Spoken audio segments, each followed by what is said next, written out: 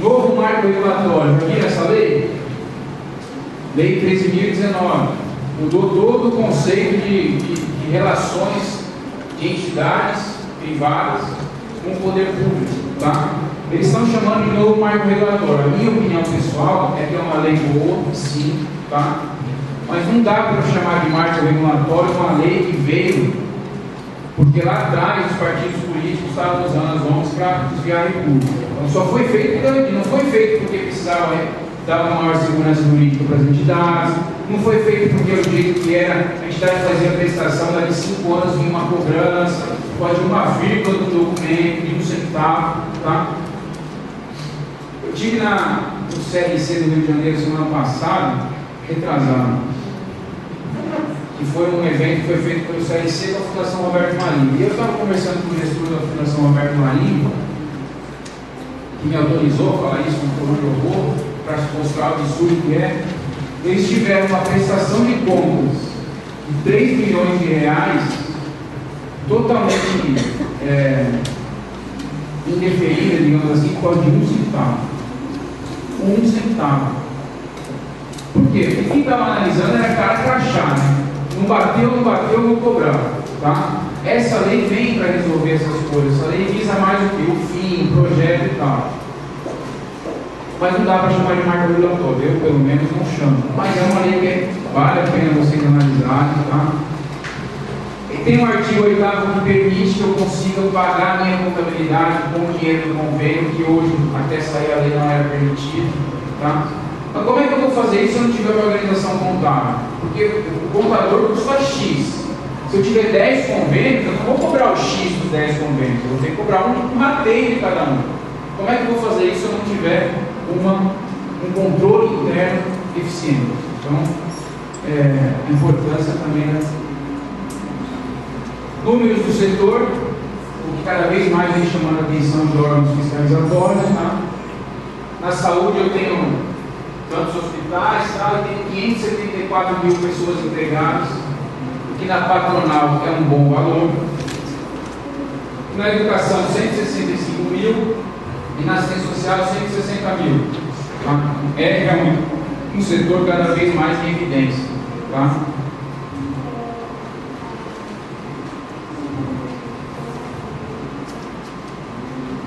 Esse, como material vai ficar para vocês, também dá para vocês verem, mas fica mais com uma positiva para vocês, é o que é o terceiro setor hoje. Tá? Ele tá envolvido, aí tem tudo, tem captação de recursos, dirigentes, unidades, uma coisa interligada com a outra, para quê? Para que vocês olhem e vejam, tudo hoje está interligado. Eu não tenho hoje como falar em SEBA sem ter um planejamento estratégico, sem ter gestão. Eu não tenho como falar em captação de recursos sem ter o SEBA. Se eu não tenho como falar de captação de recursos sem ter o SEBA, eu não tenho dinheiro, eu não tenho estudar. Eu sempre curioso para que vocês estudem. Já falamos, mas agora vamos começar a entrar no SEBA mesmo. Qual foi a principal mudança do decreto 2536 para a lei 1201? O que mudou mesmo? Já foi dito aqui, hein? Se ninguém respondeu, eu vou ficar repetindo. Qual foi a principal mudança? O que mudou de fato daquele decreto 2536 quando veio a 1201? Ninguém? Vou repetir. Não. Você salvou um mês de analista, meu. A mudança na fiscalização. Tá? Foi isso que mudou de fato. A contabilidade, leiam o decreto 2536, tinha a mesma importância. A política social que tinha que ser feita tinha a mesma importância. Os 20% melhorou até com a 1201, que diminuiu a base, antes era receita bruta e a receita recebida. Percentual de SUS. O que acontece foi o que? Mudou o jeito de fiscalizar. A segregação do balanço, que muita gente pensa que veio com a 1201, tinha uma resolução do CNAS, se não me engano, 7, que já previa a segregação, desde 2000, se não me engano. Tá? Então não é que a lei 1201 dificultou. Tá? Então, na minha opinião, qual foi a principal mudança? Foi a mudança na fiscalização. Tá? A 1201 trouxe um jeito diferente de olhar o que se faz. Aí o que aconteceu? Aconteceu muito isso. Diligências em processo de células que diziam que a entidade não segregou no balanço de contabilidade. Tá? Aí você ia ver, não, mas isso aí é só da 1201 para frente. Aí tinha a resolução do CNAS que já dizia que tinha que segregar. Então isso começou a vir à tona. Começou a aparecer coisas que até o momento não apareciam. Começou a vir aquela coisa, eu sempre fiz assim, nunca deu errado, começou a dar errado. Tá? Então essa mudança de fiscalização, o CNAS nunca usaria o EducaCenso para fazer uma revisão de processo de células na educação. O DataSUS hoje, que é para fechar o percentual do hospital, eu fecho agora. Em qualquer momento, eu, pessoa física, fecho o percentual de qualquer Santa Casa do país. E o Ministério da Saúde começou a usar isso. Tá? As políticas públicas. Então, você começou a focar cada vez mais a assistência dentro do que está na rua, dentro do que é a política pública social. Não é a doação, não, tem que estar na política pública. Isso tudo começou a ficar muito em evidência. Então, na minha opinião, a principal mudança do decreto para 1201 foi o quê? A mudança de fiscalização. Cada ministério olhava o seu. Tá? Trazer conceitos para dentro da lei que antes estavam em resoluções do CNAS.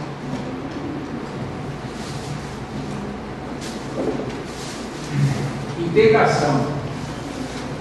Quando saiu a 1201, as pessoas têm um paradigma que é ruim, mas também tem que integrar. Aparentemente bom. Tem entidade que leu ali sim na 1201, apresentar somente o último ano do processo. Né? Mas a pessoa custava acreditar que era realmente só o último ano, porque estava acostumada desde sempre a mandar os 3 anos, né, para a inovação. Então, muitas entidades, mas é isso mesmo, tem certeza? Está escrito, é só o último ano. Eu cheguei aí no Ministério, representando uma entidade da saúde, para dizer, é só o último ano mesmo. O pessoal de lá disse, é só o último ano. E não adianta você mandar os 2, porque se você mandar os 2, você já vai contar com a má vontade de quem está analisando. Sem contar que você está colocando ali para a pessoa ver. Então, até o paradigma bom, as pessoas... Mas enfim. Mas isso é bom? É bom de fato? Por que eles estão pedindo só o último ano? É a tendência do quê? Cada vez mais acabar com o papel. É a tendência cada vez mais eu conseguir olhar para o processo que está sendo produzido sem ter o papel na minha mão. Tá? As entidades de assistência social, desde abril, já está começando a entrar em funcionamento aquele cadastro nacional de entidades de assistência social. Tá? Ali vai ter informação toda. Eu só vou estar ali, em muitos municípios, se eu tiver o Conselho Municipal de Assistência. Se eu não tiver no cadastro nacional, alguma coisa está errada. Então, essa integração aparentemente reduziu, e realmente reduziu, fez um bem para a sustentabilidade do meio ambiente, né? Porque é menos papel, mas não quer dizer que os anos que eu não estou mandando está sendo visto, tá? Ou que vai ser visto. O Ministério da Eleição se estruturando, mas a tendência é cada vez mais eu não precisar mudar processo e vem a reorganização via digital. Cada vez mais isso vai acontecer. Hoje não, ainda não está se fazendo todo esse cruzamento. O Ministério da Saúde faz bastante. Tá? Para quem não atua na saúde, o Ministério da Saúde, independente de época de renovação ou não, ele manda um ofício para a Santa Casa dizendo assim, olha, eu estou vendo aqui no 60%, você não está fazendo 60%, o que está acontecendo? Você pode me explicar? Não sei se alguém passou por essa situação, mas o Ministério fez isso. Olha só, me manda uma foto da sua placa que você é filantrópico para eu ver que realmente você tem a placa aí, independente de época de renovação ou não. Aí, processo de supervisão. Então, o último ano é bom porque diminui o papel, mas não quer dizer que nós estamos ou seremos cada vez mais monitorados via online. E aí eu tenho que começar a pensar isso desde já. Porque senão daqui a pouco vai ser um ofício, alguma coisa, não sei nem de onde veio. Então a preparação para isso é importante.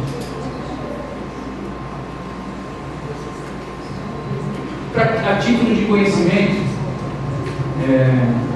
a 1201, ela está sendo a sua sua constitucionalidade discutida na DIN 2028, tá? Porque tem a tese, do ponto de vista formal jurídico, é muito válido, que a Lei 1201 não podia regulamentar a Constituição Federal, porque é uma lei ordinária, não é uma lei complementar, tá? Então, os juristas estão defendendo que a 1201 é totalmente inconstitucional, porque ela não é uma lei complementar.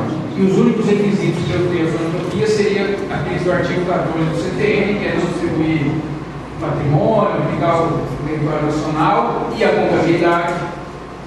Então, sim, vocês podem, se a 1201 caiu a 1201, não serve para mais nada. Mesmo assim, a contabilidade continua, porque ela está na lei complementar, porque ela é um requisito até para a minha imunidade de imposto de renda, ISS, etc.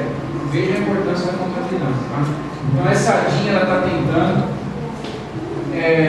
inserir uma frase do ministro Marco Aurélio Cunha que diz que, em outras palavras, a lei complementar está a serviço da Constituição e não da União Federal, que é para... Essa DIN começou a ser votada e o ministro pediu vista dos processos, porque questão política e tal, já pensou que a 1201, como é que fica o governo. Mas ela está sendo questionada. Uma opinião pessoal minha. Por favor, não me bata, me deixe embora, sexta-feira hoje. Independente de formalidade jurídica ou não, tá? Independente, eu não vou entrar em plano questão jurídica, a 1201 foi um grande avanço para a transparência, para a entidade de trabalho de direito, para a regulamentação. Os 50%, as bolsas de 50 e 100 somente, não vou discutir essa questão, tá? Existem, na minha opinião, N coisas que podem ser melhoradas por questão de políticas sociais, etc. Mas a lei em si, em trazer uma regulamentação, em trazer uma transparência, foi um grande avanço, tá? E, na minha opinião, como cidadão, e não como entidade, pessoa que trabalha com entidade, derrubar a 1201 seria um grande retrocesso para as entidades, seria um grande retrocesso na busca pela profissionalização tão necessária nos dias de hoje. Mas isso é uma opinião minha, tá? Pessoal minha, e defendo a 1201, não que eu ache ela perfeita, mas eu acho que ela separou muito o joio do trigo, tá? E digo isso porque muita entidade que usou a 1201 na dificuldade que ela trazia, enxergou outras oportunidades em captação e outras questões, tá? Então, opinião pessoal minha, vamos ver o que vai dar isso daqui. Não deve demorar muito. No Brasil é complicado, mas já faz mais de 10 anos que isso aí está rolando, tá?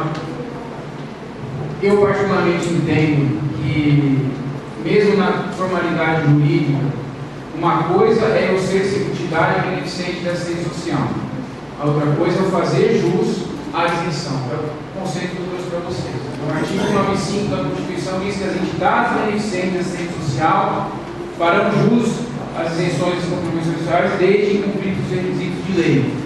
Tá?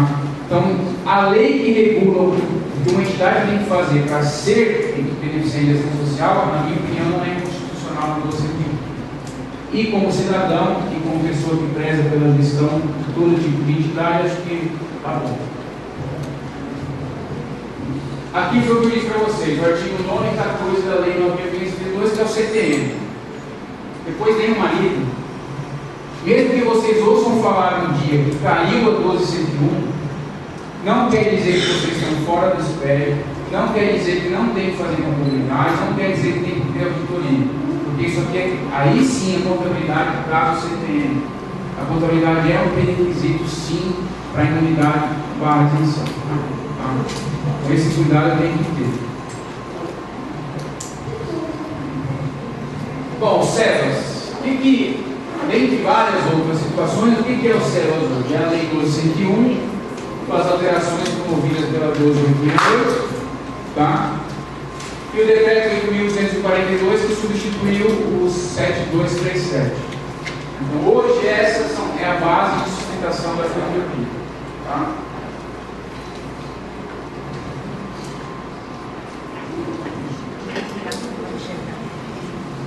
Artigos de modo geral. O artigo 3º, tá? Na minha opinião, um grande avanço, porque a legislação 12.101, e antes da mudança, o decreto 7237, não trazia como documentação obrigatória no artigo 3º as demonstrações financeiras e o relatório de atividades. Isso aqui estava dentro de cada área, tinha área que muitas vezes não tinha área que não falava de auditoria, e se convencionou no senso comum que todo mundo tinha que entregar e tinha que ter auditoria. Aí, como eles trouxeram para o artigo 3º, que está junto de estatuto, junto de CNPJ, ato de eleição, eles trouxeram para o senso comum. Todo mundo tem que apresentar as demonstrações financeiras. Tá? E o relatório de atividades.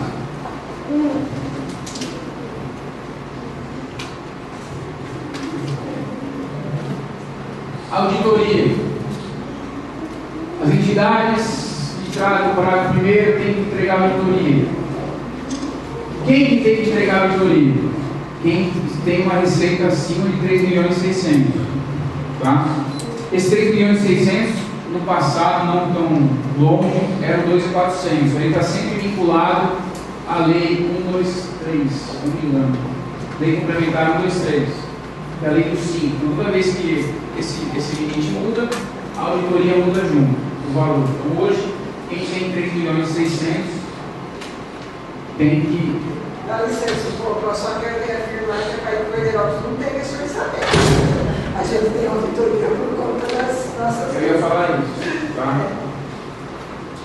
Dentro de tudo que eu estou falando aqui, de profissionalização, de importância de contabilidade, de acompanhamento, eu vou fazer auditoria só se eu tiver acima de 3.600.000? Pela lei, sim.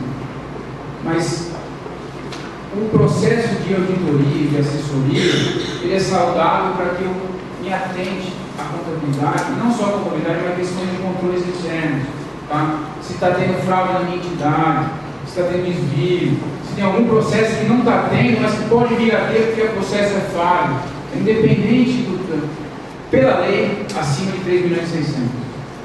As boas práticas de governança, as boas práticas de profissionalização, é importante sim ter auditoria. Tá? As subvenções e doações entram na receita bruta? Entram. Então eu vivo só de subvenção e doação. Mas não é receita, é receita. Tá? Faz parte, expressamente, a lei trouxe que eu tenho que ter auditoria e as doações e subvenções entram nisso. Na minha opinião, esse aqui foi um grande erro da lei, até porque não dá para você vincular uma demonstração da outra, mas disse o seguinte, que as entidades que prestam serviço exclusivamente na área da assistência social, indicadas no inciso 1 do artigo 38, que são as APAES, que trabalham com habilitação e reputação, tá? Ficam dispensadas da apresentação dos documentos referidos dos 5 a 8. Seriam o quê? O balanço, demonstração do patrimônio e demonstração de fluxo de caixa. Tá? Isso quer dizer que eu não tenho que mandar, então, quando eu sou uma APAE, eu estou aqui no parágrafo 7, eu não tenho que mandar a demonstração financeira? Tenho que mandar uma parte delas, que seria o balanço, o ADRE não aplicativo. Tá? Pela lei, eu não teria que mandar esses 3 aqui. Mas não dá para eu fazer uma demonstração de resultado sem ter o balanço pronto. Não dá para eu ter um parecer de auditoria sem eu ter o conjunto completo das demonstrações financeiras. Então, assim, para fins de análise do Ministério, não precisa de balanço, não precisa de DRPF, não precisa de fluxo de caixa. Porque eles vão olhar o resultado, vão ver se está segregado, vão ver se tem os projetos, certificado, notificativo. Mas isso não quer dizer que isso aqui não tem que ser feito. Isso está dizendo que não tem que ser enviado. Não isentou a entidade de ter que fazer essas demonstrações. E aqui é o público da APAE mesmo. Então, e é normal, tá? Já me deparei com 2 ou 3 contadores que dizem que agora eu não tenho mais que fazer balanço. Principalmente contadores de pequenas cidades, tá? Esses que não conhecem, aí eles vão ler a lei e vão falar para o seu gestor assim: não precisa mais fazer balanço, a lei tirou essa obrigatoriedade. Não, a lei não tirou, tá? Ela tirou a obrigatoriedade do envio do processo. Até porque eu tenho que mandar uma demonstração de resultado. Eu não tenho demonstração de resultado sem ter balanço. Até porque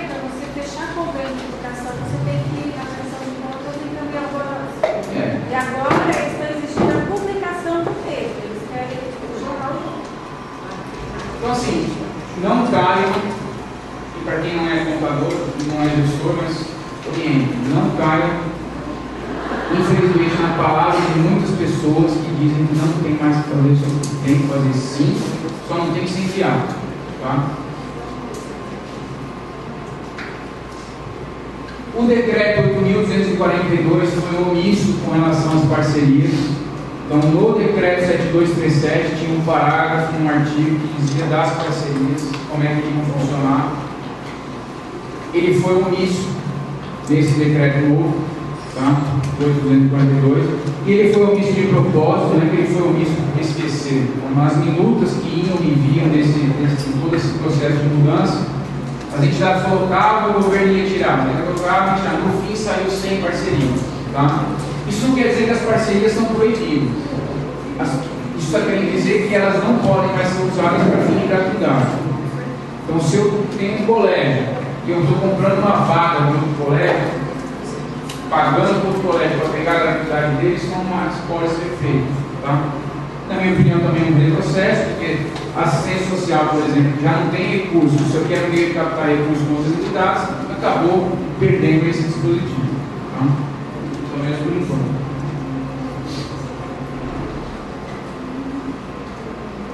O prazo, 3 anos, com exceção das entidades que têm uma receita bruta igual ou inferior a R$1 milhão. Tá? Então, para as entidades que têm 1 milhão de uma receita bruta inferior a 1 milhão, o prazo das renovações serão 5 anos. E quando a gente manda o processo em análise? Manda de novo em análise. Não sai da análise. Não sofram.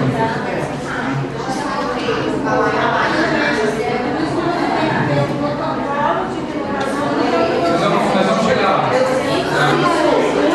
Mas desde já, não sofram sozinhos, tá? 95% das entidades têm pelo menos um processo de análise.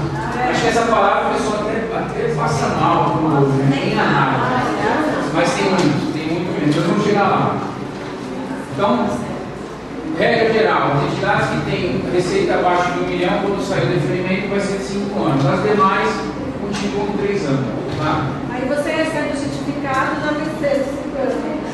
Como aconteceu um tempo atrás, a gente foi certificado, documentado, já estava prestes a vencer e renovar, aqueles 3 anos. Nós vamos falar disso, inclusive alguns cuidados.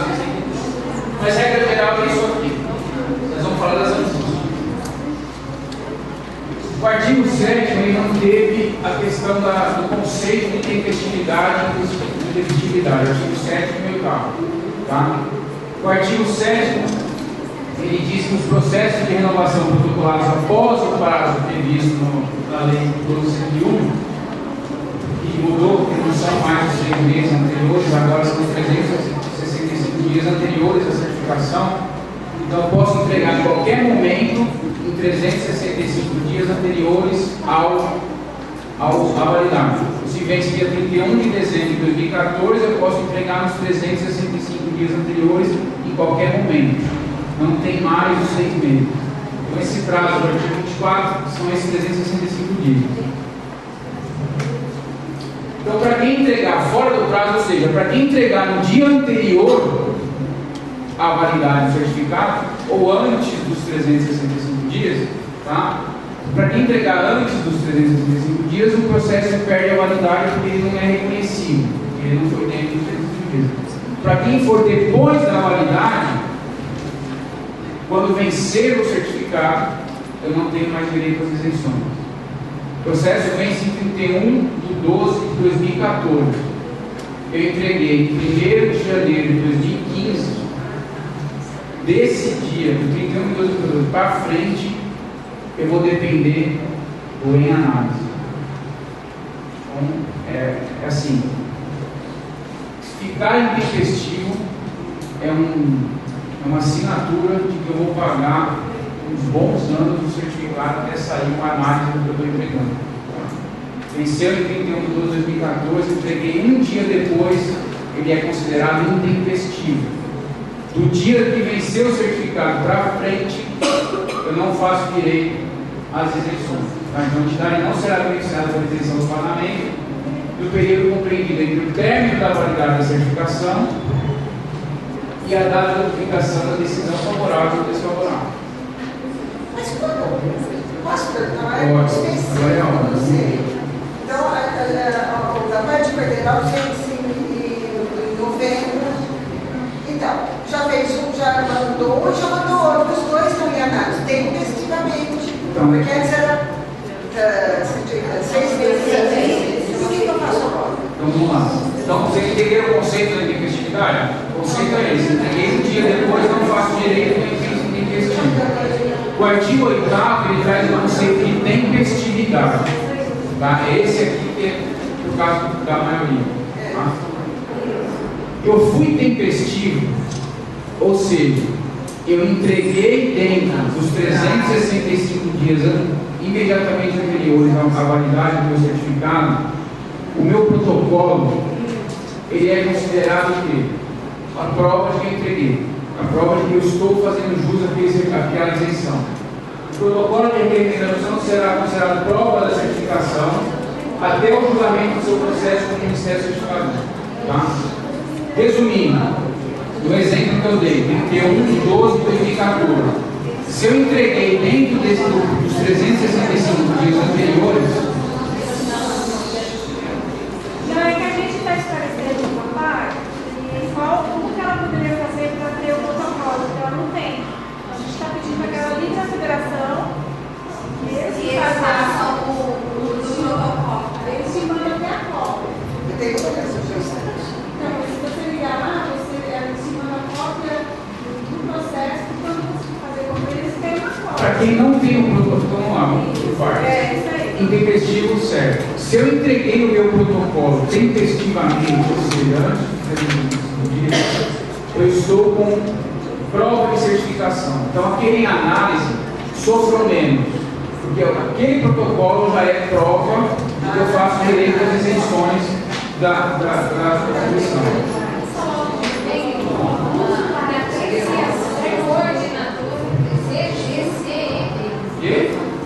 Concurso para apreciação, coordenadora CGC.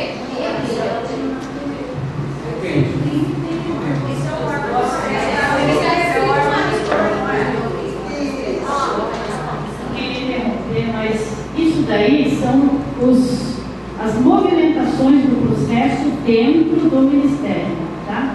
Dentro lá do setor de certificação. Então ele está em análise, ele está em elaboração de parecer, ele está lá concluso para a coordenação. Então são várias fases que ele tem lá. É isso aí que significa isso que você acabou de falar. Eu sei que eu não vou chegar, só um minutinho. Vamos fechar aqui os conceitos, tá? Até o que é bom, você tem que quebrar o paradigma. Até o que é bom. Se eu entreguei o meu protocolo tempestivamente, aquilo é prova da minha certificação. Certo? Não resistam contra isso, é verdade o que eu estou falando, mas resistam.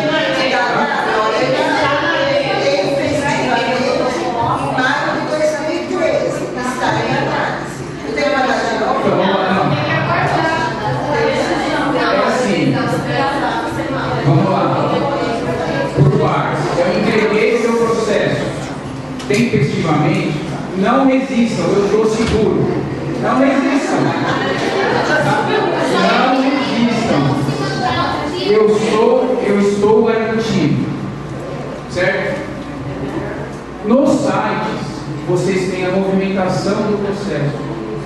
Concluso, indo para o departamento tal, análise jurídica. Isso é um movimento dentro do Ministério. Isso não quer dizer que foi deferido, não quer dizer que foi deferido. Quer dizer que ele está em análise. Ele vai no jurídico, ele vai para outro departamento, ele vai para... Esse acompanhamento não quer dizer que foi deferido ou que não foi deferido até o momento, tá? Então, eu tendo meu certificado válido, meu protocolo tempestivo, eu estou seguro. Só que os processos estão demorando mais do que 3 anos para serem analisados. Não, eu não tenho que esperar a análise sair para eu dar o resultado, porque senão vocês vão ficar intempestivos no próximo. Então, assim, 31/12/2009, deve ser muita entidade aqui. 31/12/2009. dei entrada em 31/12/2012, com algumas particularidades que nós vamos ver, eu tenho que entregar de novo, tá? Porque senão eu vou ficar intempestivo no da frente. Entregar esse ano, né? Entregar em 31/12/2012. Não, 14 é para quem tiver 5 anos, nós vamos chegar lá, vocês vão confundir, tá?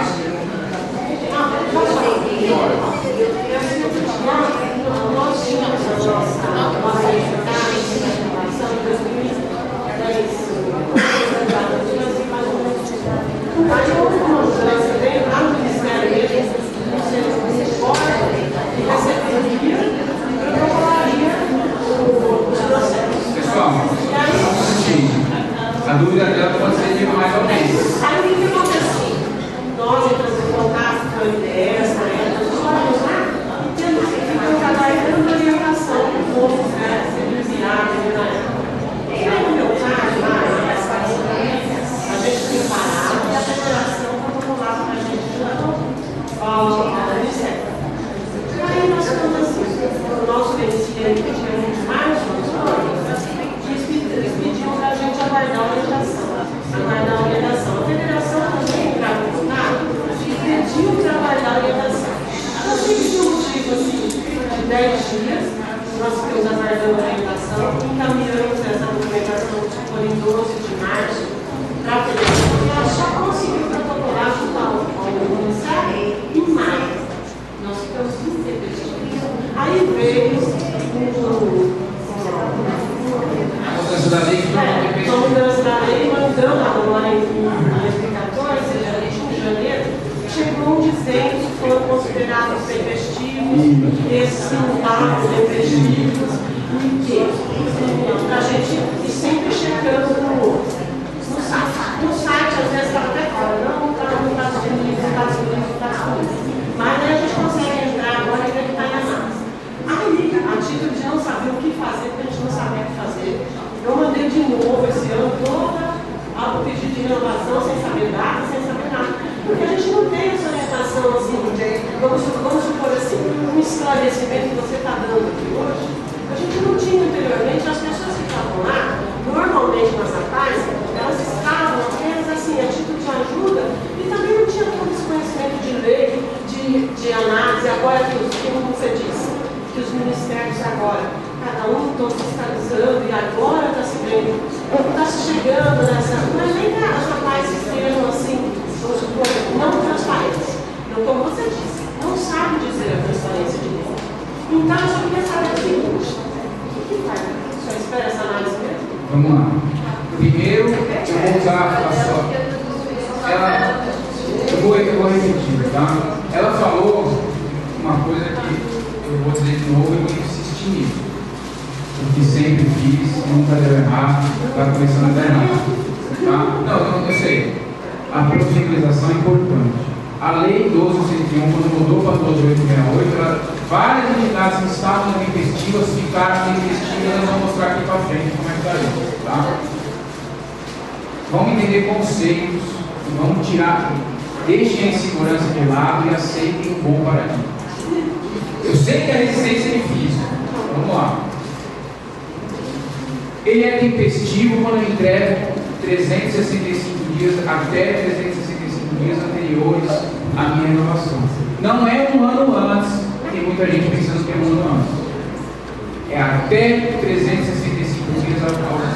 Então, se vence em 31/12/2014, eu posso entregar, não vou fazer 365 dias, mas de 1º de janeiro de 2014 a 31/12/2014. Até 30, tá? Porque são 365 dias anteriores. Até o vencimento. Não é 365 dias antes. Tem muita gente pensando que é 365 dias antes. É até 365 dias antes. Primeiro conceito, fechado.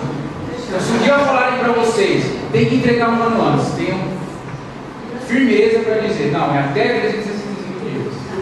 Porque, como era 6 meses, e a gente tem aquela tendência de pensar que as coisas só pioram, a gente começa a pensar que é um ano antes.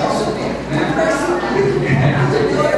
Então, o paradigma quebra isso. Então, é de 2014, eu posso entregar de 1º de janeiro de 2014 a 30 de janeiro de 2014.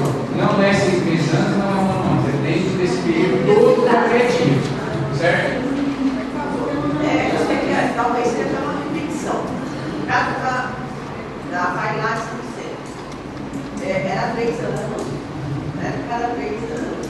Eu entreguei em 2010, eu entreguei em abril, 6 meses antes. Quando foi em 2013, eu entreguei novamente em abril. E agora, já me falaram que eu teria que fazer em 2015. 2015 seriam 2 anos, eu entreguei em 2013. Segure um pouco a ansiedade, por favor. Tá? Porque assim, tem outro dispositivo na lei que tem um período de 5 anos. Tá? Tem outro período na lei que tem um período de 5 anos para um processo específico. Mas depois você está falando de 1 ano aí, então está uma Até 65. Mas depois que vem. De 2 de janeiro de 2014 até 30 de Desculpe, eu sou a próxima palestrante, mas tem coisas que a gente precisa clarear um pouco mais. Vamos ver se eu consigo ajudar. Quem tinha processo lá requerido e que valeria 3 anos, assim que for analisado, vai valer por 5. Então veja, a senhora teve entrado em 2010, certo? Em 2013, de novo. O de 2010 vai valer por 5 anos. Então, 2011, 12, 13, 14, 15. Então, a senhora vai aguardar até a decisão desse porque a senhora ainda tem tempo, ainda é 2015, a senhora vai aguardar. Esse de 2013 perdeu o objeto. Até se a senhora verificar no site, está lá. Renovação em cadeia. Renovação em cadeia significa isso. Tem uma lá em análise e já tem outro pedido. Então a senhora aguarda. Esse caso, como a senhora é de 2010 o vencimento, se fosse 3 anos, seria 2013, a senhora já requereu, mas esse já perdeu o objeto. Por quê? A 12.868 veio textualmente e disse: todos que forem analisados e deferidos será 5 anos. E tem o prazo lá de quando foi protocolado, tá? Então não é tudo, mas naquele período, e 2010 está dentro desse período. A senhora fique tranquila, que é exatamente isso, tá? Por isso que no caso do meu segundo protocolo, a depender de julgamento do processo anterior. Claro. Então eu vou fazer em 2015. Não sei. Eu analisei, eu disse o caso dela. O seu é quando foi protocolado o primeiro. Porque, gente, cada um é um caso, tá? Cada um é um caso. Se alguém protocolou em 2009, então 9 venceu em 9, vai vencer 10, 11, 12, 13, 14. Então, quem tiver algum processo lá em andamento de 2009 e vencia em 2009, tem que ficar atento e já requerer. Porque o primeiro vai valer 5 anos. Se já tem lá no meio, esqueça que ele não significa mais nada e requer outro agora. Os ministérios estão fazendo um esforço. Esta semana saíram vários referimentos do Ministério do Desenvolvimento. Saiu uma porção de processos, porque eles estão procurando ver se eles conseguem dar conta de tudo que vai vencer agora, 2014. Mas fiquem atentos. Se tiver algum que vai vencer 2014, já requer. Eu mandei 2010.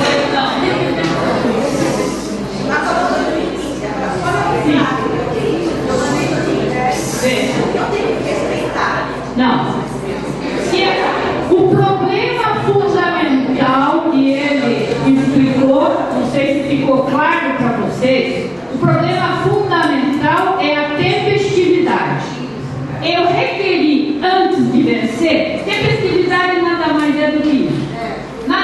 8.101, tentou-se fazer 6 meses antes, porque o Ministério teria 6 meses para analisar, então ficaria, no final, eu já sabendo se eu continuo com certificado ou não.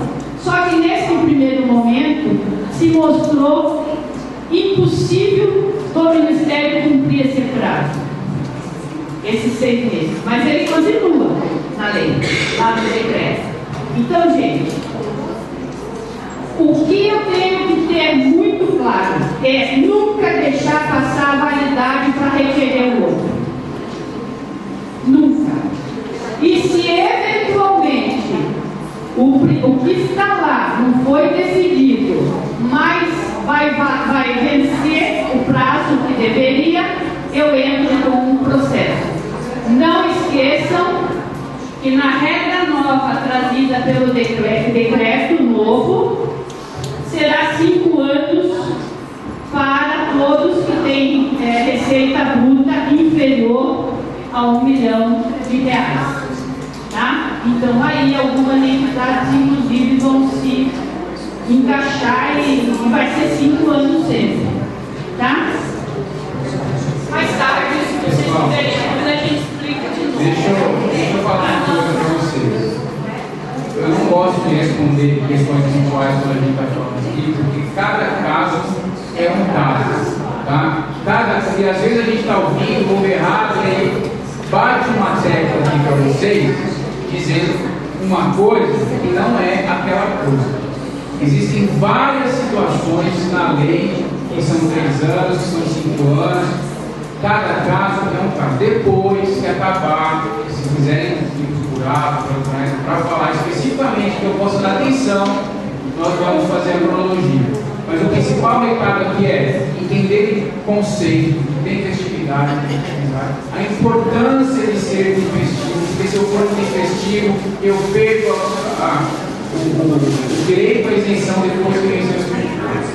Então, o que é ser tempestivo? É entregar um ano antes, até um ano antes do processo. Não é um ano antes. Veja que essa palavrinha até no máximo um ano antes. Se eu entregar um ano antes, se for um ano antes exatamente, o processo vai ser reconhecido. Se for de um ano, mais de um ano, o processo não é reconhecido. Se for dentro de um ano, o processo está baixo. Se for depois do certificado de tempestivo, certo? O que está acontecendo muito? Outra coisa, um conceito importante. Eu entreguei um processo em 2009 e está em análise, eu conto como se ele tivesse sido deferido. Porque quando ele for deferido, ele não vai vir da data da publicação para frente. Ele vai pegar o período. Então, independente se ele saiu ou não a resposta, eu vou contando o prazo. Certo? A princípio, 3 anos, 5 anos para quem menos de 1 milhão. A lei trouxe uma disposição transitória. A doutora Edna falou. Tá? E para alguns casos, que são esses, para quem protocolou entre 30 de novembro de 2009 e 31 de dezembro de 2011, só para quem protocolou, não é para quem vencia, é para quem protocolou nesse período. Quando for deferido, vai sair com 5 anos. Aí sim eu começo a contar com 5 anos. Para esse caso específico, não é para todo. Então, para quem protocolou, por que eu estou chamando a atenção para a palavra protocolou? Tem muita entidade que vencia em 31 de 12 de 2012, ali, que vencia de 30 de novembro até o final de 2009, só que entregou antes de 30 de novembro, antes da mudança da lei. Tem entidade que fez isso. Para essa entidade, não são 5 anos, são 3. Então, assim, o que vocês têm que chegar na casa de vocês e olhar? Quando eu protocolei o meu processo nessa época. Se eu protocolei de 30 de novembro a 31 de dezembro de 2011, tenho segurança. O processo vai ser de 5 anos. E se sair de 3, o Ministério errou. Como errou algumas vezes e fez algumas retificações recentemente. Então, tenho segurança do que estou falando. Não do que eu estou falando é uma verdade absoluta, mas tenho segurança no quê? De saber que não é porque o Ministério falou que é aquela verdade absoluta, isso também é, e aconteceu. Então, para quem protocolou entre 30 de novembro de 2009 a 31 de novembro de dezembro de 2011, o processo que está em análise vai ser de 5 anos. A grande maioria protocolou nesse período. E aí, o cuidado, eu estou trabalhando com 9, 12 e 15. Na verdade não é 9, 12 e 15, é 9 e 14. Então, para quem protocolou de 30 de novembro a 31 de 2011, atenção, não é 2015, vai ser agora em 2014. Eu posso perder o prazo, se o Ministério não se manifestar, eu vou perder o prazo. O artigo para frente, tá? O artigo 59, ele dá uma margem para tratar o que foi entregue em 2012 como válido para 2014 e eu complementar a documentação. Dá uma margem. Eu não confiaria nisso. Tá? Então, assim, não dá para responder aqui um a um. E também não vou responder porque depois eu posso me equivocar, porque lição de casa. Lição de casa. Cheguem em casa, na unidade de vocês. Olhem o processo lá de 2009. Todo mundo tem um processo de 2009, comecinho de 2010. Todo mundo tem alguém processo nesse período. Olhem quando foi protocolado. Se foi protocolado antes de 30 de novembro e ele está em análise, quando ele for deferido, ele vai ter validade de 3 anos. Então eu continuo 9, 12, 15. Para quem protocolou antes de 30 de novembro. Para quem protocolou depois de 30 de novembro, quando ele for deferido, ele está em análise. Quando ele for deferido, ele vai ter validade de 5 anos para esse primeiro processo. Então, o que determina aqui é o protocolo, não é quando vencido. Tá? E olhem a data do protocolo e façam a cronologia de vocês.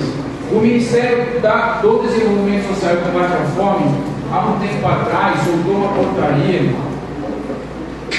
tinha umas 10 páginas do dobro, várias entidades retificando os prazos.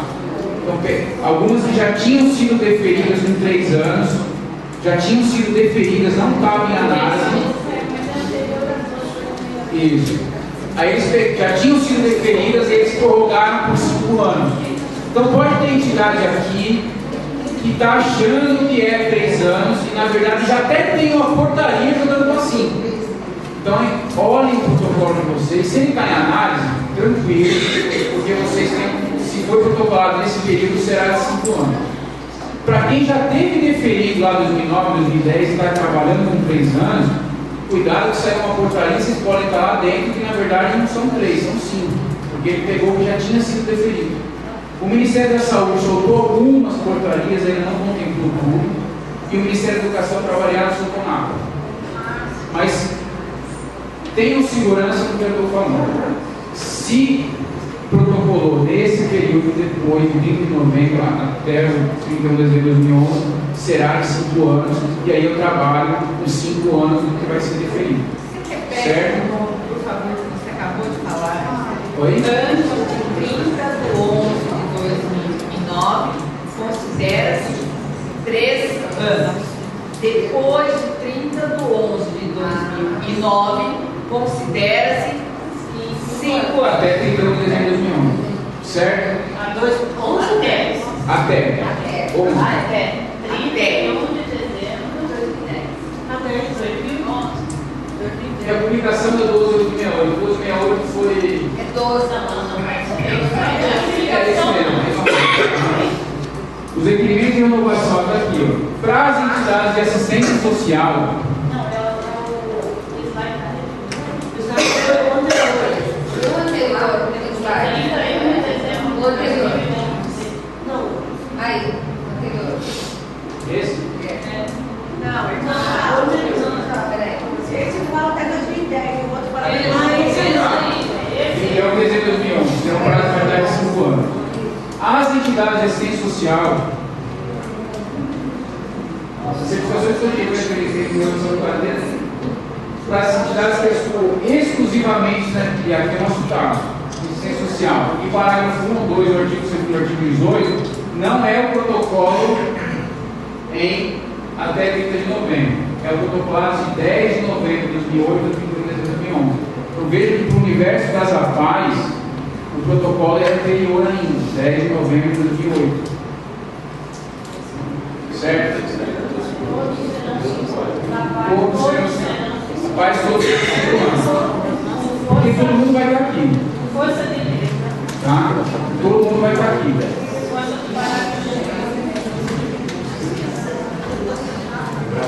Vocês estão confusos ainda?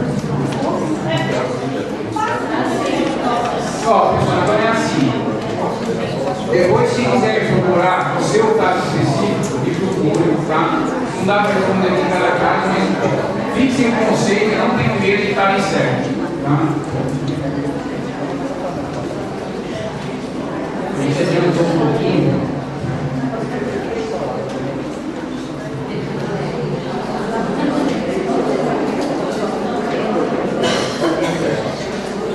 Área de preponderância. E aqui eu vou fazer uma reflexão das APAES, especificamente das APAES. Tá? O artigo 10 traz o quê? Que a atividade econômica principal será definida quando você realiza a maior parte de suas despesas.